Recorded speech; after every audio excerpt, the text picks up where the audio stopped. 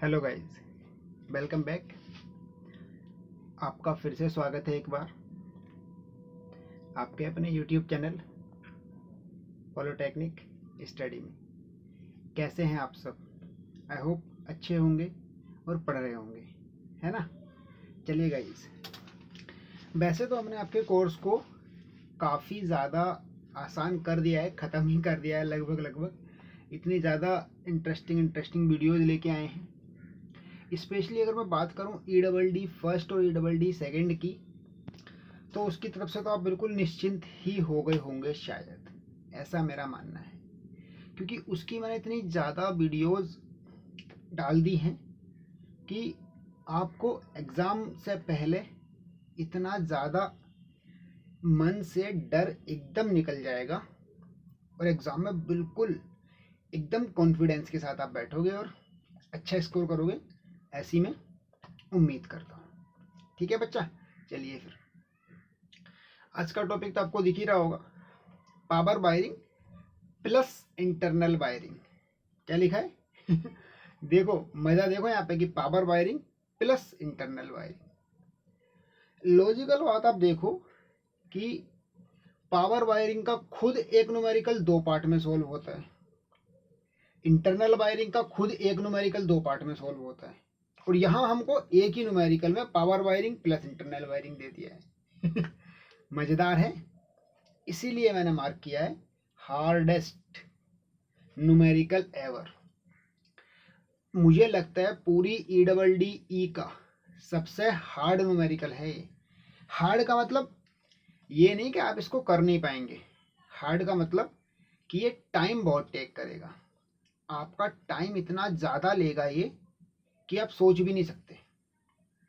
इस न्यूमेरिकल को अगर आप इस वीडियो से देखे बगैर, मैं ये नहीं बोल रहा कि आप अगर इस वीडियो को नहीं देखोगे तो आप ये न्यूमेरिकल कर नहीं पाओगे। आप बिल्कुल ये न्यूमेरिकल कर पाओगे, क्योंकि ज़्यादातर लोग इसको करना जानते हैं। क्योंकि ज़्यादातर लोगों को पावर वायरिंग भी करनी आती है और ज़्यादातर लोगों को इंटरनल वायरिंग भी करनी आती है।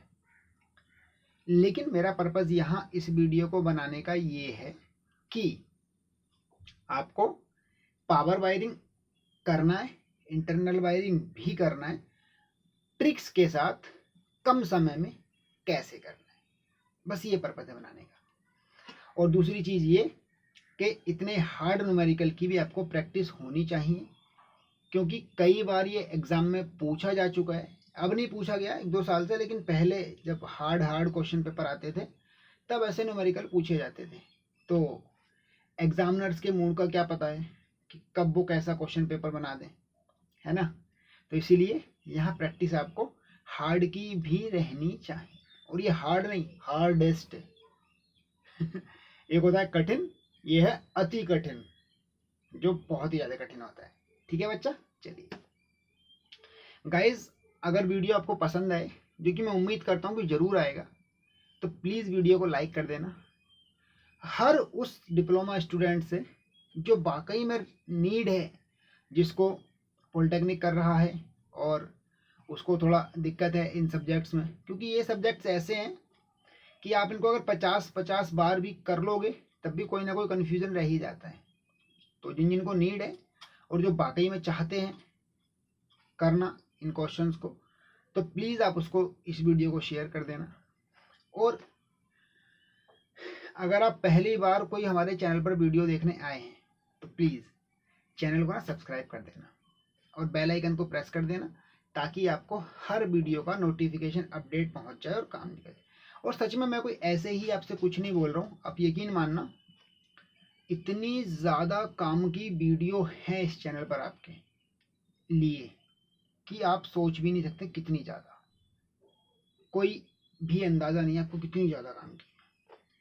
EDD सब्जेक्ट्स का आप सुने ही होंगे, 4th सेम 6th सेम में होता है। ऐसा कोई टॉपिक नहीं रहने दूंगा EDD फर्स्ट और सेकंड का जो आपको इस चैनल पर इजी लैंग्वेज में अवेलेबल नहीं होगा। ठीक है, चलिए फिर आज का वीडियो शुरू करते हैं, जो कि power wiring plus internal wiring का है। गाइस ध्यान रखना, आप अगर इस न्यूमेरिकल को करने बैठोगे तो कम से कम 1.5 घंटे का टाइम लगा दोगे 3 घंटे के पेपर में केवल इस एक न्यूमेरिकल में।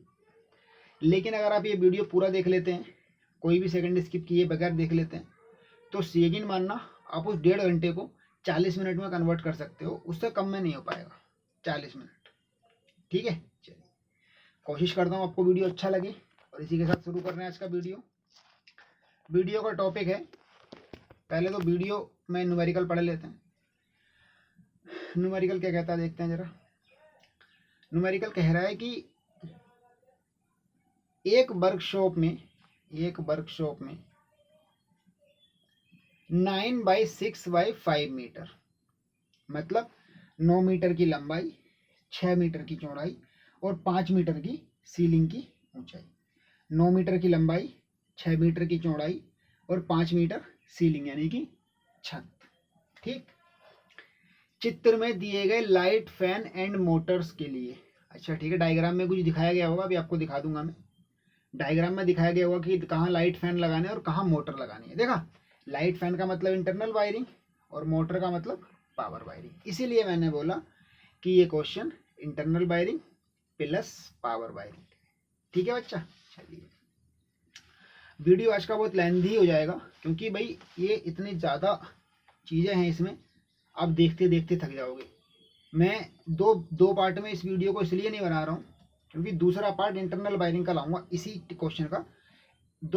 हमें क्या करना है कि पावर वायरिंग को बिल्कुल अलग करना है, इंटरनल वायरिंग को बिल्कुल अलग करना है। पावर वायरिंग की टेबल अलग बनानी है, इंटरनल वायरिंग की अलग बनानी है।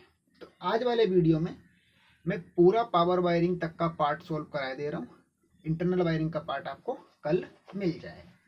ठीक है बच्चा, चलिए ओके। तो मोटर्स के लिए पहला क्वेश्चन क्या कहता है, पहला क्वेश्चन कहता है कि इलेक्ट्रिकल डिस्ट्रीब्यूशन सिस्टम का डायग्राम बनाइए। 3 क्वेश्चन है इसमें, 1 2 3। ठीक है, 3 क्वेश्चन है इसमें। तो पहला क्वेश्चन क्या कह रहा है आपका, पहला क्वेश्चन कह रहा है कि इलेक्ट्रिकल डिस्ट्रीब्यूशन सिस्टम का डायग्राम बनाइए। क्या कह रहा है पहला क्वेश्चन, पहला क्वेश्चन कह रहा है कि इलेक्ट्रिकल डिस्ट्रीब्यूशन सिस्टम का डायग्राम बनाइए। अच्छा, आपको स्क्रीन पर साफ दिख रहा है ना, कोई इशू तो नहीं? कोई भी इशू है तो आप कमेंट कर दीजिएगा, मैं आपको इसका PDF या PPT सेंड कर दूंगा, जिससे कि आपको कोई दिक्कत नहीं हो। ठीक है, चलिए तो पहले क्वेश्चन में हमें ये बताना है कि कहाँ कहाँ मेन स्विच, मतलब कैसे कैसे मेन स्विच लग के मैंने पावर वायरिंग की और कैसे कैसे फिर डिस्ट्रीब्यूशन वायरिंग की, ये बताना है। मतलब डिस्ट्रीब्यूशन सिस्टम का डायग्राम बनाना है। क्या होता है डिस्ट्रीब्यूशन सिस्टम का डायग्राम, आपको मैं इसी वीडियो में बना के दिखा दूंगा। 3 क्वेश्चन आपकी स्क्रीन पर दिख रहे हैं। पहले में इलेक्ट्रिकल डिस्ट्रीब्यूशन सिस्टम का डायग्राम बनाना है। दूसरे में लाइट फैन सर्किट की वायरिंग के लिए रिक्वायर्ड मटेरियल्स की लिस्ट बनानी है। क्या लिखा है, लाइट फैन सर्किट के लिए रिक्वायर्ड मटेरियल्स की लिस्ट बनानी है। तो बच्चे लाइट फैन सर्किट यानी कि इंटरनल वायरिंग, वो हम कल लेके आएंगे, क्योंकि इंटरनल वायरिंग तो आपको ऑलरेडी काफ़ी अच्छे से आ चुकी है और वो बहुत आसान क्वेश्चन भी है ना। तो इंटरनल वायरिंग आपको ऑलरेडी काफ़ी अच्छे से आ चुकी है और वो काफ़ी क्वेश्चन आसान भी है, इसीलिए उसको मैं कल लेके आऊँगा। आज क्या कर रहे हैं, नीचे वाला कि मोटर की वायरिंग के लिए रिक्वायर्ड मटेरियल्स की लिस्ट बनाओ। आज जो कर रहे हैं हम, एक तो ये वाला करेंगे कि इलेक्ट्रिकल डिस्ट्रीब्यूशन सिस्टम का डायग्राम बनाओ। दूसरा करेंगे कि मोटर की वायरिंग के लिए रिक्वायर्ड मटेरियल्स की लिस्ट बनाओ। तो आज हम ये 2 क्वेश्चन करने वाले हैं। पहला इलेक्ट्रिकल डिस्ट्रीब्यूशन सिस्टम का डायग्राम बनाएंगे। दूसरा मोटर्स की वायरिंग के लिए रिक्वायर्ड मटेरियल्स का एक लिस्ट तैयार करेंगे। और रही बात लाइट फैन वाली यानी कि इंटरनल वायरिंग की, तो वो कल आपको सेम टाइम पे वीडियो मिल जाएगा। बल्कि आज तो ये वीडियो आप सामने देख रहे होगे, कल को वीडियो आपको सुबह मिल जाएगा। हो सकता है कुछ लोग तब तक देखें तब तक वीडियो डल भी गया हो, और डिस्क्रिप्शन में आपको लिंक मिल जाता है। ठीक है बच्चा, चलिए दूसरा क्वेश्चन आज के में करेंगे कि मोटर की वायरिंग, इसका मतलब पावर वायरिंग। अभी तो आपको लग रहा होगा अरे सर तो क्या बोल रहे हैं पता नहीं, अभी देखना जब आप ये प्लान देखोगे हिल जाओगे यहाँ से। प्लान 1 2 3 नहीं, बहुत सारी मोटर हैं। आपने अभी तक जितने क्वेश्चन किए हैं ना, मैक्सिमम 1 2 3 मोटर के किए थे ना, 6। देखो स्क्रीन पर, 1 हॉर्स पावर, 3 हॉर्स पावर, फिर 1 हॉर्स पावर, फिर 10 हॉर्स पावर, फिर 5 हॉर्स पावर, फिर 2 हॉर्स पावर, 6 मोटर लगी हैं। कितनी मोटर लगी हैं? 6 मोटर लगी हैं। आप सोच के देखो। एक बार जरा प्लान का रिव्यू कर लेते हैं, जो हमको बताया गया था वही है कि नहीं है प्लान में देख लेते हैं कि वही चीज़ है या नहीं है, कुछ अलग तो नहीं दिया है प्लान में। देखें जरा एक बार तो, कि उन्होंने कहा था कि 9 मीटर ऐसे, अरे 9 मीटर ऐसे, 6 मीटर ऐसे और 5 मीटर की हाइट तो डायग्राम में दिखाई नहीं जाएगी आपको। तो 9 मीटर ऐसे और 6 मीटर ऐसे। देखो जरा इधर, 1 2 हो गए, 3 और 2 5 और 1 6। चलिए ऐसे तो 6 मीटर पूरा फॉलो अप हो रहा है। ऊपर वाली लाइन एक बार जरा देख लेना, आप गिन लेना। ऊपर देखो 1.5 मीटर, ठीक, 3 मीटर और 3 मीटर 6 मीटर हो गए, और 1.5 इधर वाला और 1.5 उधर वाला, कितने हो गए? 6 और 3 9। पूरी सही बात है जो डायग्राम में बताई गई थी। 9 मीटर ऐसे, 6 मीटर ऐसे और 5 मीटर की हाइट। आपको अभी तक किसी भी क्वेश्चन में 5 मीटर की हाइट भी नहीं मिली थी। काफ़ी ज़्यादा मज़ेदार क्वेश्चन है, एकदम नए तरीके से, गजब। ठीक है नहीं? अब मैं आपको क्वेश्चन का एनालिसिस कर देता हूँ एक बार, ताकि आपको बाकी सब काम करने में आसानी रहे। डिस्ट्रीब्यूशन सिस्टम का भी आपको डायग्राम बना के दिखा देंगे। उससे पहले क्वेश्चन समझाता हूँ मैं आपको। वैसे तो आपको इतने ना समझ है नहीं कि आपको समझ में ना आए क्वेश्चन, लेकिन तब भी मैं समझा देता हूँ, है ना। कोई इतने बच्चे तो रहे नहीं है। अब डिप्लोमा फाइनल ईयर में अगर आप पढ़ रहे हैं तो कैसे वाला इस क्वेश्चन को आप नहीं समझ पाएंगे, है ना। चलिए देखिए, ये है 1.5 मीटर और इन दोनों मोटर के बीच की दूरी 3 मीटर है। ये वाला 3 मीटर है और ये दीवार से 1.5 मीटर है। खुश? समझ में आ गई बात इतनी? उसके बाद ये दीवार से यहाँ पे 1.5 और ये दीवार से 1 मीटर है। और ये दूरी कितनी है? ये यहाँ से लेके यहाँ तक 1 और 2 3 मीटर का दूरी है, और यहाँ से 3 मीटर है। और ये वाली दूरी जो है वो यहाँ से यहाँ से क्या हो रहा है फोन को बार बार, वो यहाँ से 1.5 है और यहाँ से 1 मीटर है। और ये यहाँ से मेन स्विच से कितना है? देखो जरा ऊपर 1.5 इधर से ख़त्म। एक मिनट देख लेते हैं जरा इसको, कैमरा हटा के मैं थोड़ा सा। देखो नीचे देखो आप, स्क्रीन सबसे नीचे देखो आप, 0.5 मीटर छोड़कर मेन स्विच लगाया हुआ उन्होंने, यानी कि मेन स्विच डी भी एक ही बात है। 0.5 मीटर छोड़ के मेन स्विच लगाया हुआ है। तो ऊपर कितना था? 1.5 में से 0.5 ख़त्म करो तो ये बचा यहाँ से यहाँ तक का 1 मीटर, और फिर ये 3 और 3 6, यानी कि ये कितना हो गया? ये हो गया पूरा 7 मीटर। डिस्टेंस समझ में आ गई? कॉन्सेप्ट समझ में आ गया? और ये जो 1 हॉर्स पावर की मोटर लगी है ये पूरे 1.5 मीटर पे लगी है। ठीक है नहीं, क्योंकि ऊपर वाले की सीध में, इसीलिए ऊपर वाले की सीध में लगी है ना, उसी बेस पर मैं बता रहा हूँ बात आपको। ठीक है, आई होप कि आपको क्वेश्चन क्लियर हुआ होगा। आपको मैं एक आइडिया देता हूँ। अभी आप में से बहुत से लोग सोच रहे होंगे अरे ये तो हम कर लेंगे। बिल्कुल भैया, मैंने कब कहा कि आप नहीं कर पाएंगे, लेकिन जल्दी कर लें, इसीलिए आपको वीडियो पूरा देखना पड़ेगा। ठीक है, चलिए देखो एक ट्रिक सिखाता हूँ आपको मैं कि कैसे आपको वायरिंग करनी है। यहाँ दरवाजा है, इसमें ये आपको डी दिख रहा होगा ऊपर, देखो ना। तो ये देखो काफ़ी ज़्यादा मोटर लगी हैं, 6 मोटर है। मेरा मानना है, मैं अपना ओपिनियन दे रहा हूँ कि हम क्या करेंगे, हम जो एक काम करेंगे यहाँ, हम जो है इस वाली मोटर को यहाँ से सप्लाई देंगे, इस वाली मोटर को यहाँ से सप्लाई देंगे, इसको यहाँ से देंगे, इसको यहाँ से देंगे, इसको ले जाके यहाँ से देंगे। बस इन 4 मोटर, क्योंकि देखो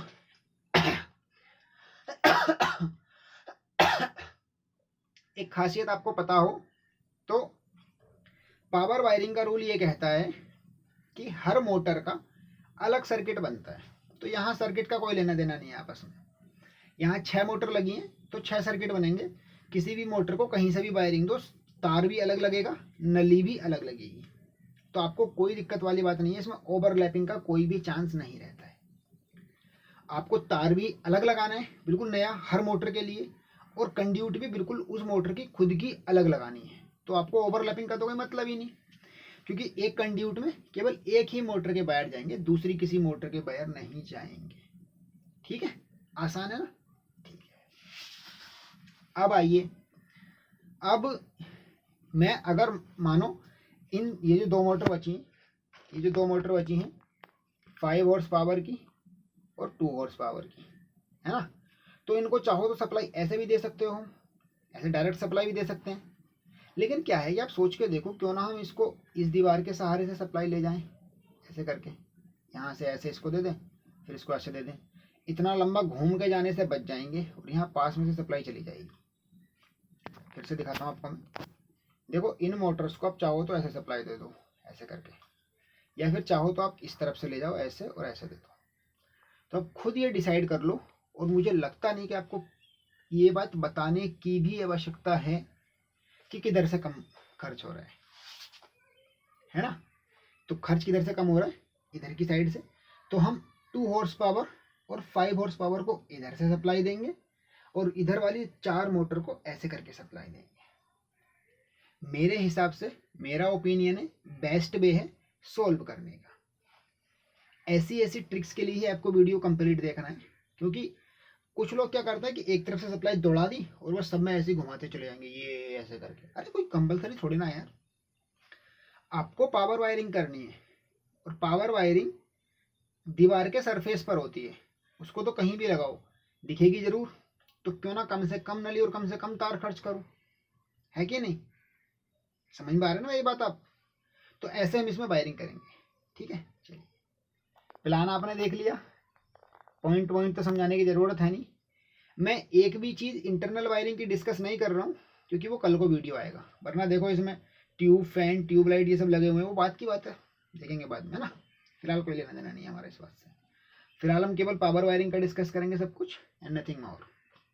ओके, चलिए, प्लान आपने देख लिया। अब हम क्वेश्चन एक बार फिर से दोहरा लेते हैं। पहला क्वेश्चन है कि इलेक्ट्रिकल डिस्ट्रीब्यूशन सिस्टम का डायग्राम बनाओ, और दूसरे क्वेश्चन में हमको करना है आज वाले वीडियो में पावर वायरिंग यानी मोटर वाली वायरिंग। तो पहले हम इलेक्ट्रिकल डिस्ट्रीब्यूशन सिस्टम का डायग्राम बना के दिखाता हूँ आपको। मैं क्या बना के दिखाता हूँ, इलेक्ट्रिकल डिस्ट्रीब्यूशन सिस्टम का डायग्राम बना के दिखाता हूँ। ठीक है बच्चा, चलिए शुरू करें। ये और ये सॉल्यूशन शुरू, और ये आपकी स्क्रीन पर इलेक्ट्रिकल डिस्ट्रीब्यूशन सिस्टम का डायग्राम हाजिर है। आप देखो साफ साफ। ठीक है बच्चे, अभी दिखाते हैं, पूरी समझाते हैं कहानी इसकी क्या है। तो ये इलेक्ट्रिकल डिस्ट्रीब्यूशन सिस्टम का डायग्राम देखो आप जरा। इसमें करना क्या है हमको कि इसमें अगर आप देखोगे तो इसमें ये वाला हिस्सा तो जो है हम लाइट फैन सर्किट का है, और जब इधर को आ जाते हैं जो ये वाला हिस्सा है, ये वाला हिस्सा आप देख पा रहे हो यहाँ ये रेड रेड इंडिक पॉइंटर घूम रहा है, ये वाला हिस्सा जो है ये आपका पावर सर्किट का है ना। ये जो मैं मार्क करके दिखाता हूँ आपको, ये जो लगे हुए हैं वो डीबी हैं, और ये जो लगे हुए हैं वो मेन स्विच है। और डिस्ट्रीब्यूशन सिस्टम का मतलब है कि डीबी से सर्किट कैसे कैसे निकाले गए हैं, केवल ये दिखाना होता है। फिर से सुन लीजिए आप, इलेक्ट्रिकल डिस्ट्रीब्यूशन सिस्टम का मतलब है कि डीबी से सर्किट कैसे कैसे निकाले गए हैं, केवल ये दिखाना होता है, इससे ज़्यादा कुछ भी दिखाना नहीं होता। ठीक है, चलिए अब सुनिए आप। अब क्या है कि अब हमने इधर से, मैं कैमरा थोड़ा हटाता हूँ आपको, ये देखिए R, बाई, B और N, 3 फेस के और एक न्यूट्रल का, 4 वायर आए हमारे पास। फिलहाल पावर वायरिंग के लिए तो न्यूट्रल की आवश्यकता है नहीं, इसीलिए हमने क्या किया कि सीधा 3 फेज वायर पावर वायरिंग वाले मेन स्विच में हम ले गए। ऊपर जो निशान आप देख रहे होगे फ्यूज लगाया हमने, मैं थोड़ा ब्लैक वाला मार्कर ले लेता हूँ अभी। ये फ्यूज लगाए और इन फ्यूज लगा करके फिर डीबी में सप्लाई ले गए। डीबी में 3 बस बार टाइप की लगी थी, वहां से हमने प्रत्येक मोटर को फ्यूज लगाकर सप्लाई दे दी। ये देखिए सर्किट नंबर 1 को दी, यानी कि मोटर नंबर 1 को दी। ऐसे ही फिर 2, 3, 4, 5 और 6। मेरे कहने का मतलब है कि पावर वायरिंग में हर एक मोटर का अलग ही सर्किट बनता है, इसीलिए 6 मोटर थी, तो डीबी से कितने सर्किट निकलेंगे? 6 सर्किट निकलेंगे। कितने निकलेंगे? 6 सर्किट। देखिए होने को तो और भी बहुत कुछ हो सकता है क्वेश्चन के स्टेप्स, लेकिन मैं चल रहा हूं उसी अकॉर्डिंग जिस अकॉर्डिंग क्वेश्चन पूछा गया है। क्वेश्चन में सबसे पहला क्या कहा गया था कि इलेक्ट्रिकल डिस्ट्रीब्यूशन सिस्टम का डायग्राम बनाओ। तो मैं आपको पहले इलेक्ट्रिकल डिस्ट्रीब्यूशन सिस्टम का डायग्राम ही बना के दिखा रहा हूं और कुछ नहीं कर रहा। ठीक है, पहले मैं क्या कर रहा हूं, पहले मैं आपको इलेक्ट्रिकल डिस्ट्रीब्यूशन सिस्टम का डायग्राम ही बना के दिखा रहा हूं। ठीक है बच्चा, चलिए। तो ये 4 वायर आए, आर बाई बी और एन, 3 फेस के हम मेन स्विच में ले गए और फिर आगे डीबी में ले गए वही 3 वायर, और डीबी से हमने, आप देखोगे ऊपर तो 6 सर्किट निकाल दिए। 1, 2, 3, 4, 5, 6। 6 सर्किट डीबी से हमने निकाल दिए 6 मोटर की। रही बात लाइट फैन सर्किट की, तो जब लाइट फैन सर्किट का मैं क्वेश्चन कराऊंगा तो फिर से इस डायग्राम को एक बार आपको दिखा दूंगा, है ना, कल को। लेकिन अभी आप समझ लीजिए कि एक वायर फेस का यहाँ से ले गए लाइट फैन वाले में और ये न्यूट्रल ले गए मेन स्विच में, फिर उसके बाद डीबी में ले गए और डीबी से 2 सर्किट बने हैं वहाँ पे और 2 सर्किट निकाल दिए। ठीक है, लेकिन वहाँ 2 सर्किट कैसे बने वो तो मैं आपको कल बता दूंगा। दूसरी बात आप ये भी समझ सकते हो कि वहाँ 10 से ज़्यादा पॉइंट होंगे शायद, है ना, लेकिन फिलहाल आप उसको साइड में रखो, केवल यहाँ फोकस करो। तो फिलहाल आपको केवल पावर वायरिंग पर फोकस करना है और किसी चीज़ पर नहीं। और पावर वायरिंग मैं गारंटी दे रहा हूँ केवल इस वीडियो से, जो कि बहुत ज़्यादा हार्ड है, आप पावर वायरिंग के सारे स्टेप सीख जाओगे, गारंटेड, पक्का प्रॉमिस।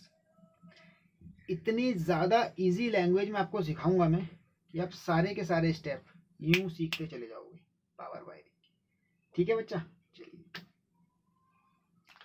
तो आई होप कि आपको ये इलेक्ट्रिकल डिस्ट्रीब्यूशन सिस्टम का डायग्राम समझ में आया होगा, ऐसी मुझे उम्मीद है, और आप चीज़ों को अच्छे से टेक कर पा रहे होगे, वही समझ पा रहे होगे जो मैं बताना चाह रहा हूँ। अब बच्चे वीडियो अच्छा लग रहा है, देखने में मज़ा आ रहा है, आपके लिए यूज़फुल है, तो प्लीज़ लाइक कर दो, है ना। देखिए मैं बगैर काम के कोई भी बात नहीं बताऊंगा आपको। आप हमेशा याद रखना कि वीडियो में बताया हुआ एक एक सेकंड आपके लिए बहुत कीमती है, और कभी भी आपको ऐਵੇਂ ही मैं कुछ टहलाऊंगा नहीं, सीधा सीधा ज़रूरी बातें करके जल्दी जल्दी वीडियो ख़त्म करने की कोशिश करते हैं। लेकिन क्या है कि कुछ स्टूडेंट्स ऐसे भी तो हैं जो एक ही बार में चीज़ों को नहीं समझ सकते, इसलिए कभी कभी चीज़ें 2 बार या 3 बार बोलनी पड़ती। तो आप उस बात से ऑब्जेक्शन ना किया करो कि चीज़ें 2 बार या 3 बार बोलनी पड़ रही हैं। आप ये भी तो समझ के देखो कि सबका फ़ायदा हो ना। मान लीजिए कि आप थोड़ा होशियार हैं, तो आपका केवल आपका ही फ़ायदा ना हो, हर किसी का फ़ायदा हो, है कि नहीं, है कि नहीं। इलेक्ट्रिकल डिस्ट्रीब्यूशन सिस्टम तो हो गया ख़त्म। दूसरे स्टेप में क्या था, पावर वायरिंग करनी थी। करें पावर वायरिंग, चलिए ये लो पावर वायरिंग शुरू कर दिया हमने। आज आपको मैं वो टेबल भी दिखाऊंगा जहां से हम पावर फैक्टर लेते हैं और एफिशिएंसी लेते हैं, क्योंकि मोटर का करंट निकालने के लिए हमें पावर वायरिंग और एफिशिएंसी की ज़रूरत पड़ती है। इसीलिए हम एफिशिएंसी और पावर फैक्टर दोनों कैसे कैसे लेते हैं वो मैं आपको दिखाऊंगा। ठीक है बच्चा, चलिए। पावर वायरिंग के एजप्शन में सबसे पहला नंबर आता है कि प्रत्येक मोटर का पावर फैक्टर क्या है और उसकी एफिशिएंसी क्या है। तो इन पावर फैक्टर और एफिशिएंसी को किस प्रकार लिया जाता है, उसकी एक टेबल है, और आप अगर वो चाहते हैं कि वो टेबल आपको भी मिले तो आप हमें ईमेल कर दीजिए, हमारा ईमेल आईडी है polytechnicstudy2019@gmail.com। ठीक है, हमारा ईमेल आईडी है polytechnicstudy2019@gmail.com। आपको मैं हर वो टेबल प्रोवाइड कराऊंगा जो आपको रिक्वायर्ड है। सेकेंड ईयर और थर्ड ईयर दोनों के अलग अलग व्हाट्सएप ग्रुप बने हुए हैं, लिंक मैं डिस्क्रिप्शन में हमेशा डाल देता हूँ, सबसे नीचे जाके मिलेंगे लिंक, डिस्क्रिप्शन खोलोगे तो, और उसके बाद आप ज्वाइन कर सकते हो। हर प्रकार की हेल्प की जाएगी, हर तरीके से हेल्पफुल हूँ यार मैं, बिना किसी स्वार्थ के आप कितनी हेल्प कर रहे हैं। आपसे सिर्फ एक चीज़ मांगते हैं कि वीडियो को पूरा ऑनलाइन देख लो, पूरा ऑनलाइन, पूरा देखो और ऑनलाइन देखो। अगर आप इतना भी ना कर सको तो फिर क्या है। मुझे पता है आप में से बहुत से लोग हैं वो पूरा वीडियो नहीं देखते हैं या ऑनलाइन वीडियो नहीं देखते हैं, डाउनलोड कर लेते हैं, लेकिन ऐसा मत किया करो प्लीज़। एक काम मैंने को कहा तो आप इतना भी नहीं कर सकते क्या? सिर्फ आपको इतना करना है कि वीडियो को आखिरी तक देखना है और ऑनलाइन ही देखना है, डाउनलोड करके मत देखना प्लीज़, और ना स्किप करके। ठीक है बच्चे, चलिए अब आगे बढ़ते हैं। और एजप्शन में ये एफिशिएंसी है, वेट अ मिनट, ये एफिशिएंसी है और ये पावर फैक्टर है। ये एफिशिएंसी और ये पावर फैक्टर। अगर हम टेबल में देखते हैं तो 1 हॉर्स पावर की मोटर के लिए, मोटर की रेटिंग हमेशा हॉर्स पावर में मिलेगी आपको, किलोवाट में बहुत कम मिलती है। लेकिन अगर किलोवाट में मिले तो आसान है करंट निकालना, अगर हॉर्स पावर में मिले तो उसको किलोवाट में कन्वर्ट कर लेते हैं 735.5 से मल्टीप्लाई करके। उसके बाद एफिशिएंसी होती है 1 हॉर्स पावर की मोटर की 0.7, यानी कि 70% एफिशिएंसी होती है, 70%। लेकिन परसेंटेज में नहीं चाहिए हमें, यहाँ डेसिमल में चाहिए या होल नंबर में चाहिए। ठीक है, इसका पावर फैक्टर भी 0.7 होता है, ऐसा टेबल से पता लगा है। मैं टेबल आपको प्रोवाइड करा दूंगा मैं, आप मुझे ईमेल या व्हाट्सएप करेंगे। 3 हॉर्स पावर की मोटर की एफिशिएंसी 75% होती है, यानी कि 0.75 न्यूमेरिकल वैल्यू, और इसका पावर फैक्टर भी 0.75 होता है। 10 हॉर्स पावर की मोटर की एफिशिएंसी 80% होती है, 0.8 वैल्यू, और इसका पावर फैक्टर 0.9 के आसपास होता है, इसलिए हम 0.86 लिखेंगे।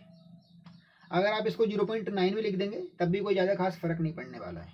ठीक है, और यहाँ भी अगर आप वैल्यू 0.7 से 0.8 भी कर देते हैं कहीं कहीं तो कोई चेंज नहीं होगा। लेकिन क्या है कि आप कोशिश करो कि उस टेबल को याद कर लो, क्योंकि एग्जामिनर्स को टेबल सबको पता होती है। ठीक है नहीं, चलिए 5 हॉर्स पावर की मोटर के लिए एफिशिएंसी 80% होती है, 5 से 10 के लिए, और पावर फैक्टर इसका भी 0.86। 2 हॉर्स पावर की आगे वाली मोटर के लिए 0.75 एफिशिएंसी है, 3 के लिए भी, 2 के लिए भी, और इसका 0.7 पावर फैक्टर है। ठीक है, ये तो कोई ज़्यादा आसान नहीं है, बहुत ईजी है। आप इसके टेबल आप मेरे से मांग सकते हो, टेबल में साफ साफ लिखा होता है, कोई दिक्कत नहीं, एक ही बार में याद कर लोगे आप इसको। इतनी ज़्यादा आसान है कि आप इसको एक ही बार में याद कर लोगे, कोई दिक्कत भी नहीं पड़ेगी, पता है, इतनी सी भी दिक्कत नहीं पड़ेगी आपको, सच में। अरे बहुत मज़ा आया यार, आप बस वीडियो को पूरा देखो और मज़े मज़े में आपकी उस सब्जेक्ट को केवल मज़े मज़े में हवा कर देंगे हम, जिस सब्जेक्ट में अच्छों की हवा निकल जाती है। समझ गए आप? ये वही सब्जेक्ट है जिसमें बड़े अच्छों की हवा निकल जाती है, और आपको लग रहा होगा क्या है, तो ये तो आपके लिए बहुत अब अच्छा, आप लोग खुद से ये बात डिसाइड करके बताओ, वाकई में आपको ये आसान लगने लगा है ना अब, है कि नहीं?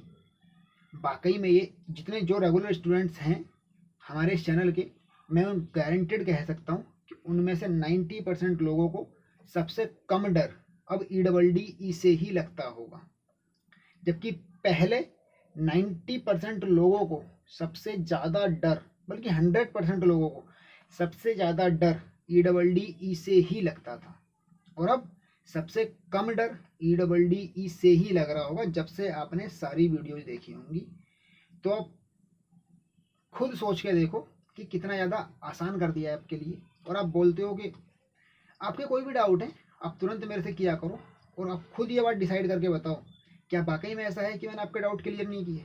आप मुझे फ़ोन करते हो या आप मुझे ईमेल करते हो, व्हाट्सएप करते हो, मैं तुरंत जैसे ही मैसेज आपका सीन करूँगा तुरंत आपके उस डाउट को दूर कर दूंगा। कभी कभी नोट्स भेजने में थोड़ी डिले हो जाता है, थोड़ी दिक्कत हो जाती है, लेकिन डाउट अगर आपका कोई है तो डाउट को मैं तुरंत दूर करता हूँ, क्योंकि डाउट को दूर करना मैं फ़ोन से कर सकता हूँ, लेकिन नोट्स जो है वो लैपटॉप से भेजने पड़ते हैं मुझे, इसलिए थोड़ा इशू रह जाता है। ठीक है ना, ये है। तो अब बिल्कुल आपने मेरे से डाउट पूछे होंगे, मैंने हमेशा दूर किए होंगे, हेल्पफुल है ना। अब प्लीज़ यार कमेंट में बता सकते हो ये बात, तो कमेंट करके ज़रूर बताया करो कि मैंने आपकी हेल्प की है ना, या मेरा नेचर हेल्पफुल है ना, और आपके लिए ही कर रहे हैं ये सब। बस इतना चाहते हैं, इतनी सी उम्मीद है आपसे कि जब रिजल्ट आए ना तो फ़ोन करके ज़रूर बताना कितने मार्क्स आए, खुशी से एकदम। चलिए फिर, टेबल हो गई, अब आगे बढ़ते हैं। अब एजप्शन, वो जो टेबल थी वो एजप्शन का ही पार्ट थी, दूसरा एजप्शन मान लेते हैं। माना बायरिंग का HR, मैं उसको मार्क नहीं कर सकता वरना वो ढक जाएगा मार्कर लेने के लिए। माना बायरिंग का HR ऊपर देखो फर्श से 1.5 मीटर ऊपर है। माना बायरिंग का HR जो है वो फर्श से 1.5 मीटर ऊपर है, और इसी ऊंचाई पर मेन स्विच, मोटर स्विच और स्टार्टर लगाए गए। कितना मज़ेदार है। देखो क्या था कि वायरिंग का जो HR है वो फर्श से 1.5 मीटर ऊपर ले गए हम, क्योंकि ये मोटर पावर वायरिंग के रूल्स हैं। पावर वायरिंग के रूल्स इंट्रोडक्शन का ऑलरेडी एक वीडियो बना दिया है, जा कर के आप देख सकते हैं।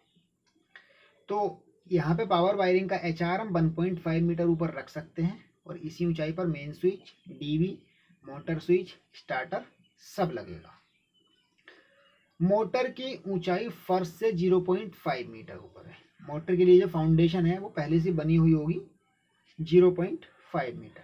पता है हमको क्या करना होता है, हमको ये करना होता है कि मोटर पहले से रखी होती है, स्टार्टर पहले से रखा होता है, हमको बस केवल वायरिंग ला के, मोटर स्विच लगा के, मेन स्विच लगा के, DB लगा के मोटर को ऑन करना होता है सप्लाई दे करके। ये हम हमारा पावर वायरिंग के अंतर्गत आता है।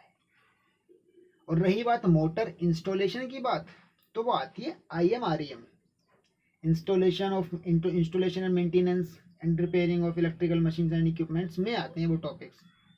उनकी भी वीडियो हमारे चैनल पर अवेलेबल है। आप जो है IMREM के भी काफ़ी सारे वीडियोज़ हैं, आप उन सबको भी देख लिया करो, क्योंकि क्या है कि काफ़ी ज़्यादा आसान उसमें भी कंटेंट डिस्कस किए गए हैं IMREM में भी। तो आप IMREM की वीडियो भी देख लिया करो, चीज़ें समझ में आती हैं। आगे मोटर स्विच और स्टार्टर, अब मैं इसको मार्क कर सकता हूँ और चीज़ को क्या लिखा कि मोटर स्विच और स्टार्टर वॉल पर ही लगाए गए हैं। आपको याद हो तो पावर वायरिंग में लास्ट टाइम मैंने डिस्कस किया था कि मोटर स्विच और स्टार्टर को दो प्रकार से लगाया जाता है, एक दीवार पर, दूसरा स्टैंड पर। तो यहाँ पे हमने दीवार पर लगाए, और आप भी ट्रिक ये है कि जब तक आपसे कोई कहे ना, आप मोटर स्विच और स्टार्टर को दीवार पर ही लगाना है। आपको मोटर स्विच और स्टार्टर को दीवार पर ही लगाना है। अगर स्पेशल केस डिस्कस किया जाए और कहा जाए आपसे, स्पेशल केस डिस्कस किया जाए और आपसे ये कहा जाए कि मोटर स्विच और स्टार्टर को आप स्टैंड पर लगाओ, तब आप स्टैंड पर लगाना है। ठीक है, एक से ज़्यादा मोटर होने के कारण यहाँ डिस्ट्रीब्यूशन बोर्ड की नीड है। बिल्कुल, अगर केवल एक ही मोटर होती तो हम DB नहीं लगाते और सीधा मेन स्विच से सप्लाई ले जाते, लेकिन यहाँ मोटर है हमारे पास 6, इसलिए हमको DB की आवश्यकता पड़ेगी ताकि सब मोटर्स के सर्किट निकाल सके। ओके, DB की रेटिंग तब निकलेगी जब सबका करंट निकाल लेंगे, वो भी काफ़ी लंबा प्रोसेस है भैया, बताएंगे। हाँ सब बताएंगे यार, काफ़ी बड़ा वीडियो होगा। हो सकता है मैं इस वीडियो को केवल पावर वायरिंग को 2 पार्ट में कर दूं, लेकिन अगर मैंने इस वीडियो को 2 पार्ट में किया भी तो मैं दोनों पार्ट को साथ साथ अपलोड कर दूंगा ताकि आप तुरंत देख सको उसको, है ना। इतना है बस। चलिए यहाँ तक हो गया। अब डिस्ट्रीब्यूशन बोर्ड की नीड है तो समझ में आ गया। अब एक रूल होता है, रूल ये कहता है कि कौन सी मोटर के लिए कौन सा वाला स्टार्टर यूज़ करते हैं, उसका एक रूल होता है। जैसे कि आपको पता होना चाहिए कि 1 हॉर्स पावर से 5 हॉर्स पावर या 10 हॉर्स पावर तक हम यूज़ करते हैं DOL starter, direct online starter use करते हैं 1 से 10 हॉर्स पावर तक। 10 हॉर्स पावर से ऊपर हम स्टार डेल्टा स्टार्टर यूज़ करते हैं। ऐसी टेबल है, इसको भी मैं आपको प्रोवाइड कराऊंगा, आप मुझे मेल करेंगे तो या व्हाट्सएप करेंगे तो, ठीक है बच्चा।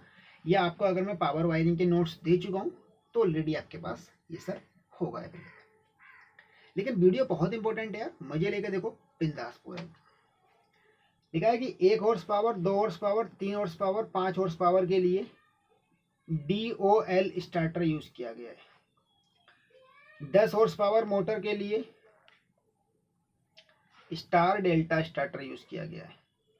ये DOL और स्टार डेल्टा स्टार्टर में फ़र्क क्या है और क्यों इसको स्पेशली इतना जोर दे के बता रहा हूँ मैं, तो वो ये है कि DOL स्टार्टर में अगर हम यूज़ करेंगे तो स्टार्टर के बाद मोटर तक केवल 3 वायर जाएंगे, और अगर हम स्टार डेल्टा स्टार्टर यूज़ करेंगे तो मोटर के बाद स्टार्टर के बाद मोटर तक 6 वायर जाएंगे। 6 वायर क्यों? 3 वायर उस मोटर को पहले स्टार में कनेक्ट करेंगे, फिर 3 वायर उस मोटर को डेल्टा में कनेक्ट करेंगे थोड़ी देर चलने के बाद। इसको मैनुअली करते हैं हम लोग, ऐसे आपने देखा हो तो ऐसे हैंडल पहले नीचे को करते हैं फिर ऊपर को करते हैं, ठीक है। ये होती है स्टार डेल्टा स्टार्टर। अब आगे, प्रत्येक मोटर के लिए अलग से कंड्यूट यूज होगा। हर एक मोटर के लिए अलग से कंड्यूट यूज करना पड़ेगा, क्योंकि मैंने पहले बता दिया कि हर मोटर का अलग सर्किट, अलग कंड्यूट, अलग वायर, एवरीथिंग बिल्कुल सेपरेट, कोई भी आपस में ओवरलैपिंग नहीं। बहुत ही आसान, बहुत ही मज़ेदार। अभी आप जब इनके अभी तो अगर कुछ नहीं, जब आप इनके कंड्यूट डायग्राम देखोगे ना, खुश हो जाओगे एकदम। कंड्यूट डायग्राम इतने मज़े से बनते हैं, और केवल आपको एक देख लेना है, सारे ऑटोमेटिक समझ में आ जाएंगे, ठीक है। चलिए, ये हो गया ना ऑप्शन क्लियर। ओहो, अब हम कर लेते हैं कैलकुलेशन ऑफ मोटर करंट। जितनी भी मोटर दे रखी थी, 1 हॉर्स पावर की थी, 2 की थी, 3 की थी, और 5 की थी, और 10 की थी, और 2 थी 2 हॉर्स पावर की, कुल मिला के 6 मोटर हैं। तो हम जो सबके लिए करंट का एक पूरी, अच्छा पता है आप, जैसे मैं करंट कैलकुलेट करा रहा हूँ, प्लीज़ रिक्वेस्ट है कि अगर ऐसा कोई क्वेश्चन आया या पावर वायरिंग का कोई भी क्वेश्चन हो यार, 1 से ज़्यादा मोटर का, आप प्लीज़ इसी तरीके से कैलकुलेट किया करो। और जैसे ये स्केच से मार्क किया हुआ है ना, स्केच से आउटलाइन किया हुआ है, आप भी कर देना टेबल में। इम्प्रेशन पढ़ना चाहिए एग्जामिनर पे, आपको अच्छे मार्क्स लाने, तो इम्प्रेशन एग्जामिनर पर डालना बहुत ज़रूरी है। बिना किसी इम्प्रेशन के आप अच्छे मार्क्स नहीं ला पाएंगे, चाहे आपको कितना भी ज़्यादा आता हो, कितने भी आप होशियार हो, कितने भी ज़्यादा होशियार। अगर आपका इंप्रेशन यानी कि राइटिंग और देखने में टेबल वेबल अच्छी नहीं लग रही है, तो आपका मार्क्स कभी अच्छे नहीं आ सकते। पास हो सकते हो, अच्छे नंबर नहीं आ सकते, बहुत अच्छे नहीं आ सकते। तो serial number, rated current I, effective current, conductor measurement, rating for motor switch, ये आपके कॉलम है। 2 प्रकार की करंट आपको यहाँ देखने को मिली, मैं मार्क करता हूँ, रेटेड करंट और इफेक्टिव करंट। कौन कौन सी करंट देखने को मिली आपको? रेटेड और इफेक्टिव। रेटेड करंट और इफेक्टिव करंट में क्या अंतर है, आप वो सीख लो एक बार जरा। रेटेड करंट माने उसकी लोड करंट, और इफेक्टिव करंट माने, आपको पता होगा कि ज़्यादातर मोटर जो हैं अपने स्टार्टिंग में फुल लोड करंट से भी ज़्यादा करंट लेती हैं। इसीलिए अगर हम केवल लोड करंट के हिसाब से ही वायर ले आएंगे तो स्टार्टिंग में उसके डैमेज होने के चांस हो सकते हैं। इसीलिए पहले हम उसका लोड करंट निकालेंगे, रेटेड करंट, फिर हम उसका इफेक्टिव करंट निकालेंगे। इफेक्टिव करंट होता है जब हम लोड करंट को 1.5 से मल्टीप्लाई कर देते हैं। फिर से सुन लो, जब हम लोड को 1.5 लोड करंट को 1.5 से मल्टीप्लाई कर देते हैं तो आपका इफेक्टिव करंट निकल आता है, और आपको सारे के सारे कंपोनेंट्स इफेक्टिव करंट के अकॉर्डिंग ही लेने हैं, रेटेड करंट के अकॉर्डिंग कुछ भी नहीं लेना। फिर से सुन लो, आपको सारे के सारे कंपोनेंट इफेक्टिव करंट के अकॉर्डिंग ही लेने, रेटेड करंट के अकॉर्डिंग कुछ भी नहीं लेना। ओके ओके, तो पहले 1 हॉर्स पावर की मोटर के लिए निकाल लेते हैं रेटेड करंट क्या है। फॉर्मूला होता है I is equals to Q upon √3 eta into B cos phi. Q लिखा हुआ है, मिला है क्यू लिखा हुआ है ना यहाँ पे। क्यू का मतलब है जो आपको हॉर्स पावर में दे रखा हो उसको, यहाँ पे पावर है, यहाँ पे रिएक्टिव पावर है, जो आपको हॉर्स पावर में दे रखा हो वो आपको लगाना है यहाँ, ठीक है नहीं। तो क्यू हमने लगाया, क्यू है यहाँ पे 1 हॉर्स पावर, वाट में कन्वर्ट करेंगे 735.5 से मल्टीप्लाई किया और ये वाट में कन्वर्ट हो गया, ठीक है। अरे समझ में आ रहा है ना, कोई इतना मुश्किल नहीं है ये। √3 की वैल्यू रखी 1.732, ईटा की वैल्यू रखी 0.7, टेबल में थी 1 हॉर्स पावर के लिए ईटा यानी कि एफिशिएंसी, ईटा का मतलब एफिशिएंसी, और वोल्टेज की वैल्यू रखी 400 और कोस फाई की वैल्यू रखी 0.7, अभी टेबल में डिसाइड किया था। करंट निकल के आया हमारे पास 2.2 एम्पियर। इफेक्टिव करंट, जब इस आई को आई डैश से रिप्रेजेंट करते हैं, इफेक्टिव करंट को आई डैश, तो जब इस रेटेड करंट को 1.5 से मल्टीप्लाई कर देंगे तो आपका इफेक्टिव करंट निकल जाएगा, जो कि आया निकल के 3.3 एम्पियर, ठीक है। कंडक्टर मेजरमेंट, जब हमने टेबल में देखा पावर वायरिंग वाली, इसमें केवल पावर वायरिंग वाली टेबल चेक करनी है, किसी और चैप्टर की टेबल बिल्कुल भी चेक नहीं करनी, केवल पावर वायरिंग वाली कंडक्टर वाली टेबल चेक करनी, ठीक है। तो जब हमने पावर वायरिंग वाली कंडक्टर वाली टेबल में देखा तो हमारे पास आया 2.5 mm square aluminium conductor single core cable. Table आपको पता ही है कैसे मिलेंगी, ईमेल करो या व्हाट्सएप करो, या ऑलरेडी आपके पास हो भी सकती हैं, ठीक है। और बच्चे आपको मैं एक सुविधा प्रदान कर रहा हूँ आज, आपको कोई भी डाउट होया करें, आप मुझे फ़ोन करने से पहले मुझसे पूछने की ज़रूरत नहीं है। आपके पास अगर मेरा फ़ोन नंबर है, आप मुझे तुरंत फ़ोन कीजिए, अगर मैं आपका फ़ोन रिसीव कर लेता हूँ तो आप मुझे बता देना कि मैं ऐसे ऐसे बात है, मैं ये बोल रहा हूँ और मेरी ये समस्या है। मेरे को मतलब नहीं है कि आप कौन बोल रहे हो, आप केवल अपनी समस्या भी बताओगे, मैं तब भी सोल्यूशन कर दूंगा, ज़्यादा चीज़ों पर मैं ध्यान नहीं देता हूँ, ठीक है। चलिए अब rating for main switch. Main switch यहाँ पे यूज़ होगा 5 एम्पियर 500 वोल्ट का 50 हर्ट्ज का TPIC 3 फेस वाला स्विच फ्यूज यूनिट। 5 एम्पियर क्यों? क्योंकि ये 3.3 एम्पियर का था। अब आप ये मत सोचना कि सर ने तो इंटरनल वायरिंग में समझाया था कि 15 एम्पियर से नीचे के आते नहीं, पावर वायरिंग में हो सकता है, ठीक है। अब आगे वाले के लिए 3 हॉर्स पावर के लिए करते हैं कैलकुलेट। मैं इसको जरा मार्कर देखता हूँ, ढकेगा तो नहीं, ये थोड़ा ढके जाएगा, इसलिए आप इसको ऐसे समझ लो, ऊपर वाले को 3 हॉर्स पावर वाले को ऐसे ही समझ लो प्लीज़ आप, ठीक है। क्या है इसमें कि अब आप देखेंगे जरा 3 हॉर्स पावर का ऐसे समझ लेना आप कि हाँ ठीक है, 3 हॉर्स पावर की मोटर के लिए 3 हॉर्स पावर 735.5 से मल्टीप्लाई किया वाट में कन्वर्ट करने के लिए, नीचे √3 ईटा बी और कोस फाई, बी की वैल्यू 400, कोस फाई की वैल्यू सब लगाने के बाद हमारे पास पावर कितनी आई, वो करंट कितनी आई 5.67 एम्पियर। 5 से ज़्यादा है तो 15 वाला यूज़ होगा। इफेक्टिव करंट निकाल लेते हैं। इफेक्टिव करंट का मतलब 1.5 से मल्टीप्लाई किया, जब इसको 1.5 से मल्टीप्लाई किया तो आया 8.505, ठीक है।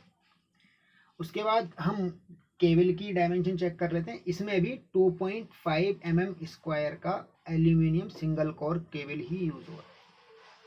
हम यहाँ पे सारा का सारा केबल सिंगल कोर ही यूज़ करते हैं पावर वायर में, क्योंकि एक एक तार ले जाते हैं सिंगल कोर का। जैसे 2 तार हैं तो 2 हो गए, 3 है तो 3 हो गए, सिंगल कोर यूज़ करना। लेकिन मेन स्विच की रेटिंग, मोटर स्विच की रेटिंग है, मेन स्विच की नहीं मोटर स्विच की रेटिंग है 15 ampere 500 volt 50 hertz TPIC switch fuse unit, okay. ये जो सबसे आखिरी वाला ब्लॉक है उसमें वो इन मोटर के स्विच हैं, मेन स्विच मत समझना उनको, वो इन मोटर के स्विच हैं जो आएंगे, क्योंकि मोटर को पहले एक मेन स्विच लगा होता है, फिर एक DB लगा होता है, फिर हर एक मोटर के साथ उसका एक स्विच लगा होता है ताकि हम उसको ऑपरेट कर सकें या ना कर सकें वहाँ से ऑन ऑफ करने का। क्योंकि क्या है कि आप जाके डीवी को तो बार बार ऑपरेट करोगे नहीं कि जाके डीवी से सप्लाई छोड़ोगे फिर आके आप यहाँ पे बंद करोगे। तो इससे बेटर तरीका है कि आप अपना अपना मोटर का एक सेपरेट स्विच लगाओ, और यही रूल भी कहता है, मैं नहीं कह रहा, ये रूल कहते हैं और रूल से हम सब कुछ लगाते हैं। 10 हॉर्स पावर की मोटर के लिए कर लेते हैं कैलकुलेट, फिर 5 हॉर्स पावर के लिए कर लेंगे। ठीक है, 10 हॉर्स पावर के लिए हमने किया कैलकुलेट, तो कितना आया हमारे पास 16.6 एम्पियर। ये 10, ये 735 से मल्टीप्लाई किया, √3 ईटा बी और cos फाई, आया हमारे पास 16.6 एम्पियर करंट। ठीक है, इफेक्टिव करंट निकाला, कितना आया 24.9 एम्पियर। इसीलिए यहाँ पे क्या यूज होगा 30 एम्पियर वाला। अब इस करंट के हिसाब से हमने टेबल में केबल को चेक किया, तो कितना आया 4 mm स्क्वायर वाला, 4 mm स्क्वायर का aluminium conductor single core cable.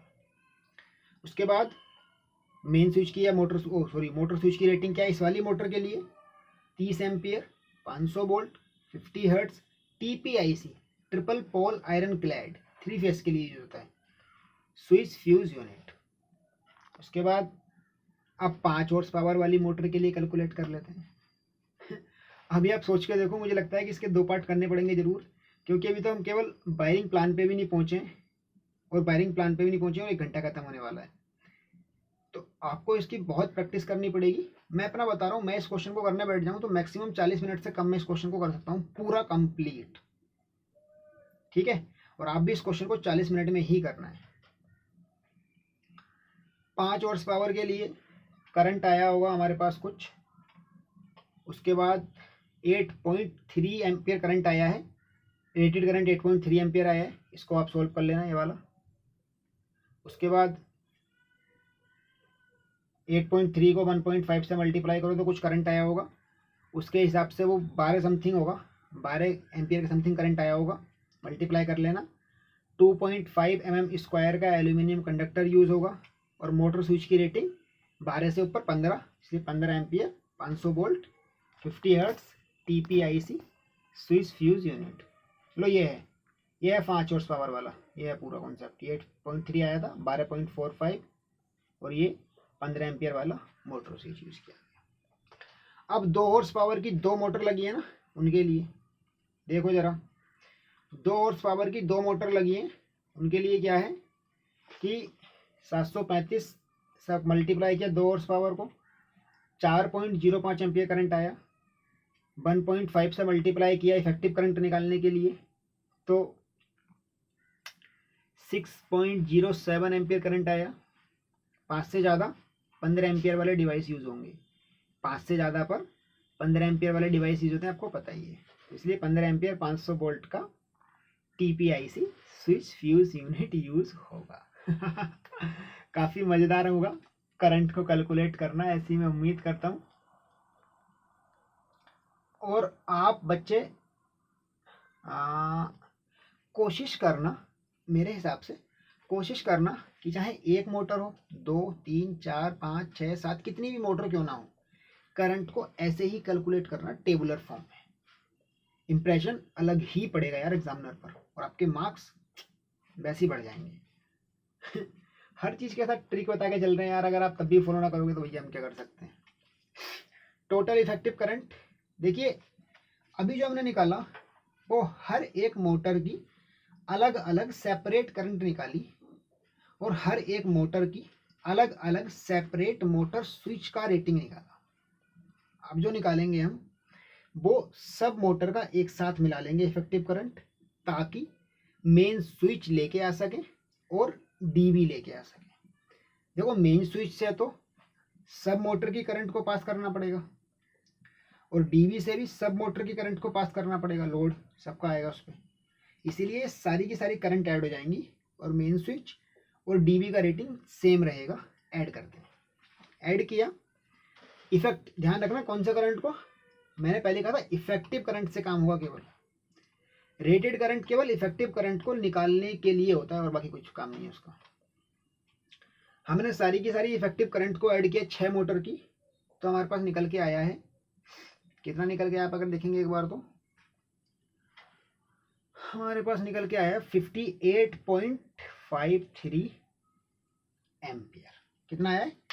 58.53 ampere. अच्छा सॉरी, वो पता है 1 हॉर्स पावर की लगी है 2 मोटर, 2 की नहीं, 1 हॉर्स पावर की एक मोटर इधर लगी थी और एक इधर लगी थी।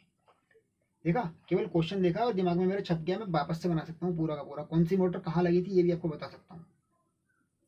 ऐसी ही कोशिश करो, ऐसे ही बनो, समझे? तो 58.53 एम्पियर करंट आया है आपका, है ना? और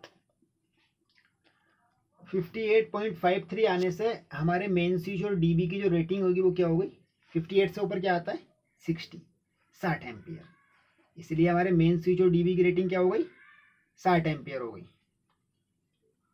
ठीक है,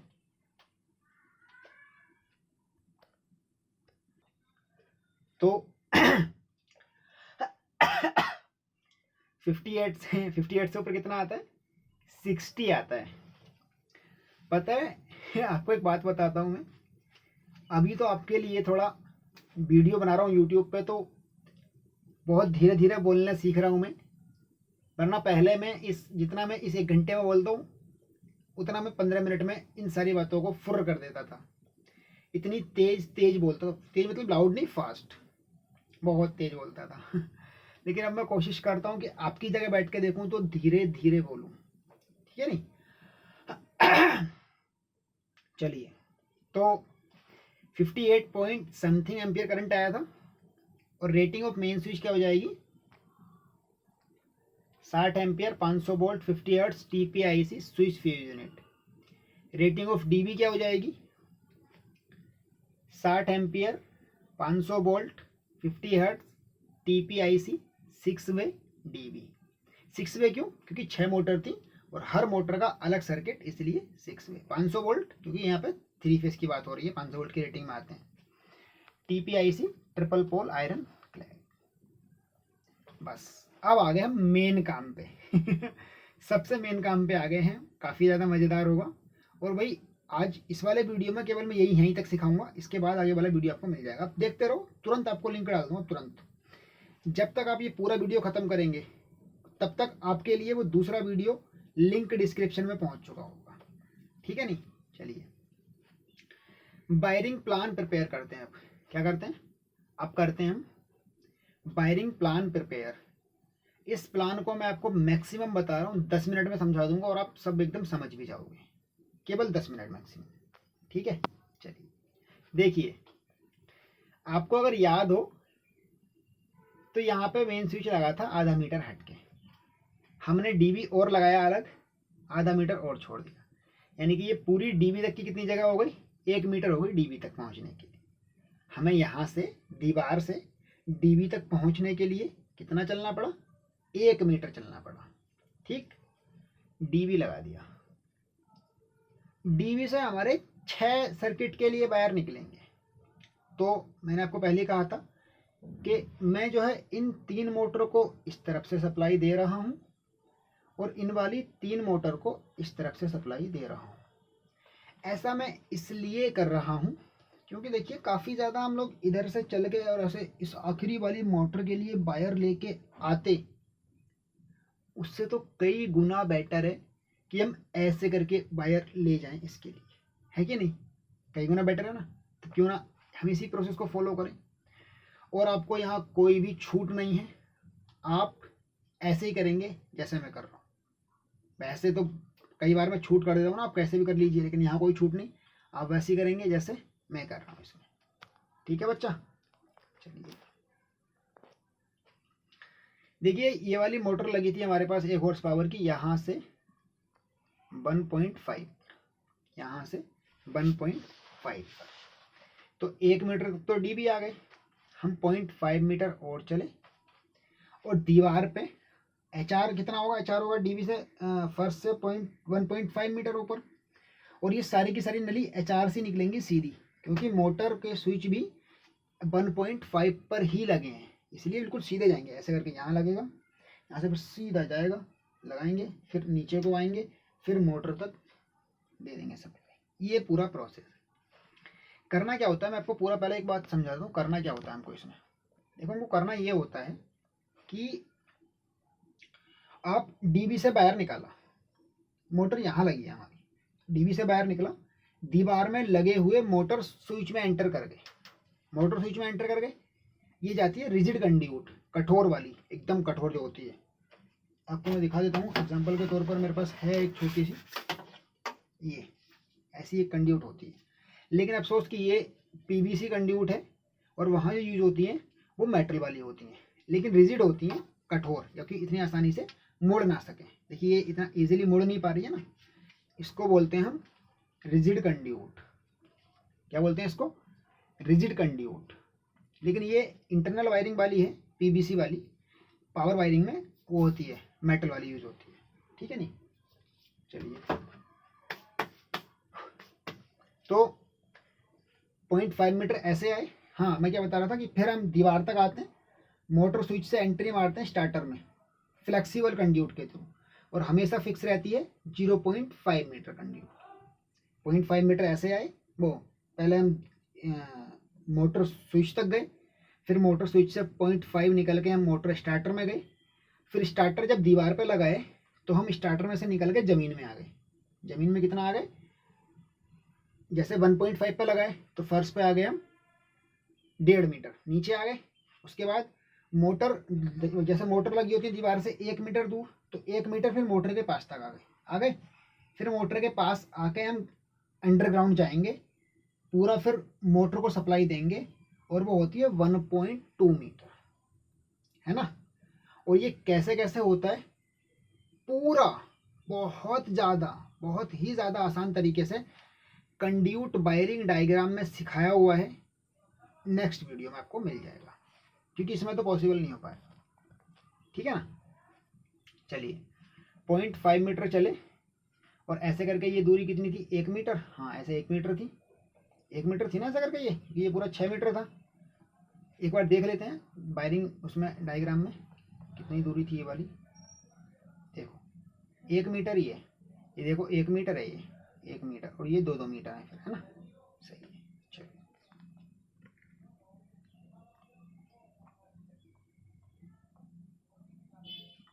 बहुत लेंथी क्वेश्चन होते हैं यार, लेकिन आने के चांस हैं भैया। एग्जाम का लेवल में कुछ भी पूछा जा सकता है, ना आपको पता है ना मुझे पता है कि एग्जाम में क्या पूछा जाएगा ना। मुझे तो बिल्कुल नहीं पता है। मैं तो हमेशा, मैं अपना, अगर मेरा खुद का भी कोई एग्ज़ाम होता है ना, तो मैं कभी ये नहीं सोचता कि उसमें ये आएगा। मुझे खुद को नहीं पता क्या आएगा भैया, सब कुछ आ सकता है जो सिलेबस में। पूरा सिलेबस पढ़ो, सिलेबस में हर चीज़ जो है वो कुछ भी पूछ सकता है, कैसे भी पूछ सकता है, घुमा फिरा के भी। ओके, चलिए, तो अब हम यहाँ से 1 मीटर गए, और हमने मोटर स्विच लगाया, फिर स्टार्टर लगाया, फिर मोटर के लिए सप्लाई पूरी ले गए। ये कैसे कैसे सप्लाई ले जाते हैं वो आपको कंड्यूट डायग्राम में सिखाऊंगा। फिलहाल तो आप केवल वायरिंग प्लान बनाना सीखो, जो कि बहुत ज़्यादा आसान छोटी सी चीज़ होती है। अब हम यहाँ से, ये मोटर लगी थी कितनी दूरी पर? यहाँ से 1.5, और ये 1 मीटर ये ख़त्म हो गया, और ये पूरा कितना था? पूरा था 9 मीटर। तो एक ये ख़त्म, 8 बचा, 1.5 ये ख़त्म, कितना बचा? 6.5 मीटर। तो यहाँ से डीबी से लेके इस मोटर के लिए नली निकाली 6.5 मीटर में, और हम फिर इसको 1 मीटर को ऐसे ले जाकर सप्लाई दी मोटर स्विच को, फिर स्टार्टर को, फिर मोटर को पूरी सप्लाई दे दी। 2 मोटर लग गई, समझ में आ गया? कोई दिक्कत तो नहीं? Okay, good. अब आगे वाली तीसरी वाली मोटर के लिए 1 हॉर्स पावर की लगी है, वो यहाँ से यहाँ तक 7 मीटर। क्यों? क्योंकि ये पूरा यहाँ से यहाँ तक हमारे पास 8 मीटर होना चाहिए। यहाँ से यहाँ तक बच्चे 8 मीटर होना चाहिए। 8 मीटर क्यों? क्योंकि देखो ये पूरी डिस्टेंस 9 मीटर है ना, ये पूरा डिस्टेंस 9 मीटर है, और 1 मीटर खत्म हो गया ये वाला हिस्सा, तो कितना बचा? ये 8 मीटर बचा, तो इसको 8 मीटर मेंशन कर लेंगे, ठीक है नहीं, हम 8 मीटर होना चाहिए ये। Okay, good. फिर उसके बाद अगर आपको याद हो वायरिंग प्लान में, तो ये वाला डिस्टेंस यहाँ से यहाँ तक का 1 मीटर ये था, और 2 मीटर ये था, पूरे 3 मीटर का डिस्टेंस था। तो यहाँ पे हम गए 3 मीटर यहाँ से यहाँ तक, फिर हमने 1 मीटर आए मोटर के पास तक, मोटर स्विच को सप्लाई दी, स्टार्टर को सप्लाई दी, 1 हॉर्स पावर वाली मोटर को सप्लाई दी, और हमारे 3 मोटर जो कि हम एक तरफ लगा रहे थे वो खत्म हो गए। सर्किट से कोई लेना देना नहीं भैया, हर मोटर का अलग सर्किट है, अलग नली है, अलग वायर है। आपस में कोई रिलेशन नहीं है। 3 मोटर लग गई इधर की साइड वाली। अब इधर की साइड वाली मोटर लगा लेते हैं। अब जरा एक बात नोटिस करने लायक यहाँ ये है कि यहाँ दरवाज़ा आ गया है, इसीलिए यहाँ पे हमारा वायरिंग प्लान चेंज, वो HR चेंज हो जाएगा। यहाँ पे जो HR हो जाएगा वो 2.5 मीटर ऊपर हो जाएगा, क्योंकि 1.5 मीटर अगर हम रखेंगे तो दरवाजे में नली अटक सकती है ना, इसीलिए वायरिंग का HR जो हो जाएगा वो 2.5 मीटर ऊपर हो जाएगा। कितना? फर्श से 2.5 मीटर ऊपर। लेकिन HR चेंज होने का मतलब ये नहीं कि आपके मेन स्विच और मोटर स्विच और स्टार्टर की जगह बदलेगी ना, वो तो फर्श से 1.5 मीटर ऊपर ही रहेंगे हमेशा। ठीक है, चलिए यहाँ से DB से निकाल के लेके गए हम इस वाली मोटर का वायर 1 मीटर ये, 6 मीटर ये, और ये वाला डिस्टेंस कितना? 1.5 मीटर, 1.5 मीटर। और इस वाली मोटर को हमने सप्लाई दे दी। ठीक है, अब दूसरी वाली मोटर का लेके जाओ 1 मीटर ये, 6 मीटर ये, और ये वाली मोटर कितने पे लगी थी? ये लगी थी 1.5 और 3, यानी कि 4.5 पे। 1 और 6 7 और 4.5 11.5 मीटर का डिस्टेंस हो गया। देखो लिखा है 11.5 मीटर। और इस वाले मोटर स्विच को सप्लाई दी, स्टार्टर को सप्लाई दी, है ना। चलिए इसके बाद हम आगे बढ़ेंगे। अब आखिरी वाली मोटर को सप्लाई देना बाकी रह गया है बस, और ख़त्म कहानी है। हम चाहते तो इस मोटर को इधर से भी दे सकते थे, वैसा कोई दिक्कत ना थी, ज़्यादा कोई खास फर्क नहीं पड़ता। खैर इधर से दो इधर से दो, ऐसा कोई इशू नहीं है ना। लेकिन इन वाली दोनों मोटर को इधर से देने में फ़ायदा है, क्योंकि इधर से बहुत वायर खर्च होता है। लेकिन ऐसा कुछ नहीं, आप कंफर्टेबिलिटी चेक कर लेना अपनी। आप चाहो तो अगर आपको याद करने में आसानी है तो आप केवल एक तरफ से सब में वायरिंग फैला सकते हो, कोई दिक्कत नहीं। ठीक है, चलिए अब हम यहाँ से लेके गए 1 मीटर, 6 मीटर, फिर 1.5, फिर 3 और फिर 3, तो ये हो गया हमारे पास 14.5 मीटर। 10 हॉर्स पावर की मोटर को सप्लाई दी, मोटर स्विच में, स्टार्टर में दी, और पूरी मोटर को सप्लाई। वायरिंग प्लान रेडी हो गया। मज़ेदार, समझ में आया? कोई दिक्कत ही नहीं, ठीक है ना, कोई दिक्कत नहीं ना, एकदम मज़ेदार, समझ में आया। चलो बच्चा, फिर आज के वीडियो में वायरिंग प्लान तक ही रहने देते हैं। वायरिंग प्लान बस मुझे इतना बताओ, क्योंकि 1 घंटे का वीडियो हो गया यार। आप सोच के देखो कि अगर मैं इस वीडियो को कंटिन्यू रख लेता हूँ, दूसरा वीडियो नहीं बनाता हूँ, तो आप बोर हो जाओगे, बहुत ज़्यादा बड़ा हो जाएगा, है ना। तो अभी वायरिंग प्लान समझ में आया आपको? पहले मैंने एक बार फिर से बताता हूँ, ये और ये, फिर ये और ये और ये, ठीक है, ये सप्लाई दी इस प्रकार। चलो फिर इसके आगे का वीडियो देखो, शायद स्क्रीन पर आपको एक छपा हुआ आ रहा होगा, उस पर क्लिक कर दो तो आगे का वीडियो आपको देखने को मिल जाएगा। वरना इसके तुरंत आगे से वीडियो देखना स्टार्ट करो। डिस्क्रिप्शन में जाओ, लिंक पे दिया हुआ है, तुरंत लिंक पे दिया हुआ है कंड्यूट डायग्राम। क्या दिया हुआ है? Conduit diagram. कंड्यूट डायग्राम बनाएंगे ना इससे आगे अब, तो लिंक दिया हुआ है फॉर कंड्यूट डायग्राम। तुरंत क्लिक करो, इसके आगे का वीडियो देखना शुरू हो जाएगा। ओके बच्चा, चलिए।